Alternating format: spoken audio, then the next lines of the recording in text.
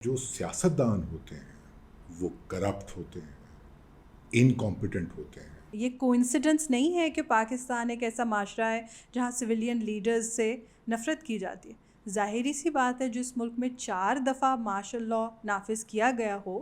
اس کے کانسیکوینسز میں ایک یہ بھی ہے کہ لوگوں کی بائی ڈیزائن یہ پرسیپشن بنائی گئی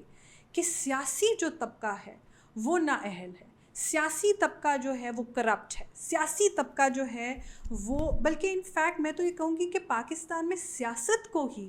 ایک برا لفظ بنا دیا گیا، ایک گالی بنا دی گئی. سو بائی ڈیزائن پاکستان کے پولیٹیکل سسٹم میں اور ریاستی نظام میں ہر ایلیمنٹ، چاہے وہ ہمارا ایجوکیشنل سسٹم ہے جس پہ ہمیں ضرور بات کرنی چاہیے، چاہے وہ میڈیا ہے، چاہے وہ جنرل جو باقی انسٹیٹیوشنز ہیں جو سیاستدانوں کے سامنے آ کے جو ان کے سامنے کھڑے ہوئے، جنہوں نے ان کو اپوز کیا، یہ تمام ایلیمنٹس بائی ڈیزائن انہوں نے سیاستدانوں کے بارے میں یہ پرسیپشن بنائی. چاہے آپ شروع کریں آل دا وے، ابھی پاکستان کو وجود میں آئے کتنے ہی سال ہوئے تھے جب پہلی ملٹری ڈکٹیٹرشپ لگانے کی پلاننگ شروع ہو گئی.